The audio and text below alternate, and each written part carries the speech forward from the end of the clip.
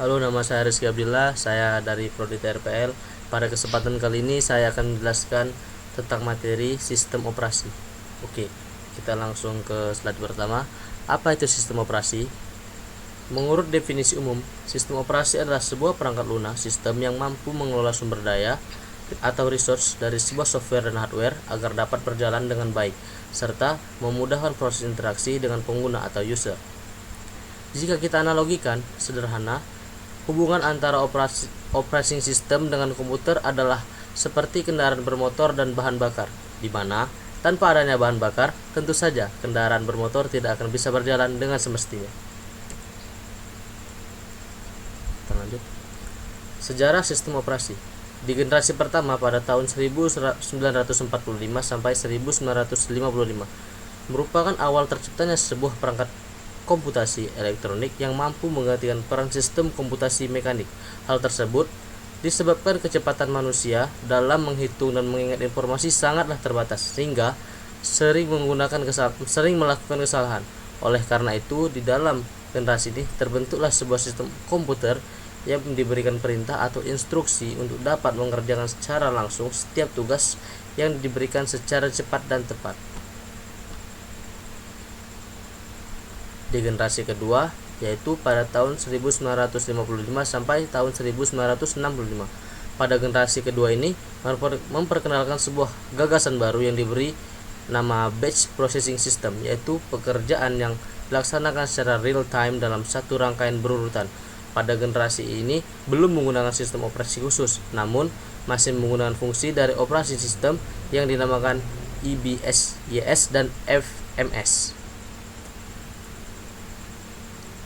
Di generasi ketiga sudah masuk perkembangan yang cukup advance, di mana sistem operasi digunakan untuk kebutuhan banyak pengguna sekaligus dengan melakukan komunikasi secara online, sehingga sangat mendukung proses multi user dan multi programming atau banyak program sekaligus. Jadi di dalam sebuah komputer kita dapat menjalankan beberapa program sekaligus tanpa harus menutup ulang dan membuka ulang program tersebut. Sejarah sistem operasi di generasi keempat, yaitu dari 1980 hingga sampai sekarang. Pada generasi ini, fitur dan fungsionalitas yang disuguhkan oleh sistem operasi jauh lebih kompleks dari era sebelumnya, di mana GUI atau Graphical User Interface menjadi keunggulan utama untuk memberikan pengalaman yang lebih baik dengan proses interaksi yang berjalan lebih mudah. Pada generasi ini bisa saja terus berkembang sampai tahun-tahun berikutnya, yang bahkan dimana bisa sistem operasi itu bisa sangat lebih canggih dari sekarang ini. Fungsi sistem operasi. Saya memaparkan beberapa fungsi. Yang pertama, device management, memory management, file management, dan processor management. Di mana penjelasannya, device management berarti sebagai alat komunikasi antar perangkat melalui setiap driver. Memory management berarti sebagai penyimpanan. File management berarti sebagai alat konfigurasi pada dokumen. Yang keempat, processor management berarti mendukung proses multiprogramming. Jenis-jenis operasi sistem. Ada beberapa jenis operasi sistem yang saya paparkan di presentasi kali ini. Yang pertama, sistem operasi desktop. Yang kedua, sistem operasi mobile. Ketiga, sistem operasi server. Keempat, sistem operasi real time. Kelima, sistem operasi tertanam atau embedded OS. Yang keenam, sistem operasi jaringan. 7, sistem operasi multi user. Dan ke-8, sistem operasi mainframe. Dari beberapa OS tadi, saya hanya memaparkan 3 sistem operasi saja. Yang pertama, server, jaringan, dan mainframe. Sistem operasi server. Sistem operasi server adalah perangkat lunak yang digunakan untuk mengelola dan menyediakan layanan di server komputer. Server adalah komputer yang dirancang khusus untuk menyimpan, mengelola, dan mendistribusikan data atau layanan kepada komputer klien pengguna lain. Contohnya Windows Server, Linux Server, Mac OS Server. Yang kedua, sistem operasi jaringan.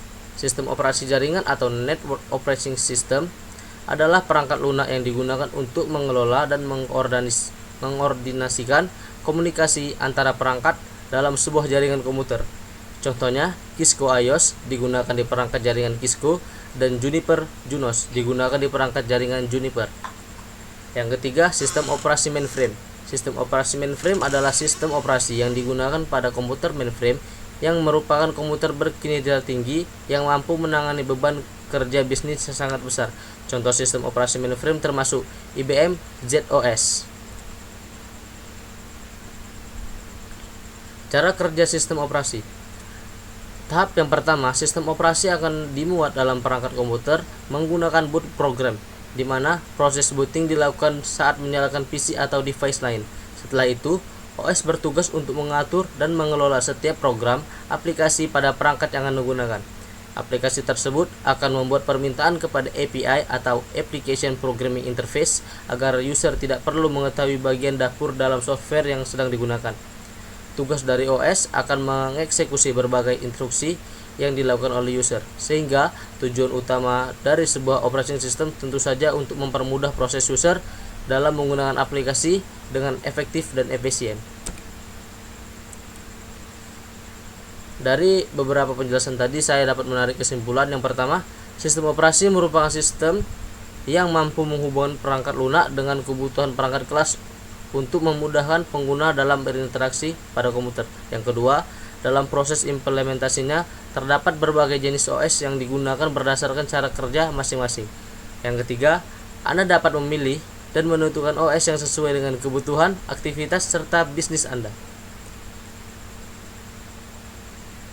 Oke, terima kasih atas perhatiannya. Sekian dari presentasi saya. Bila ada salah, mohon dimaafkan.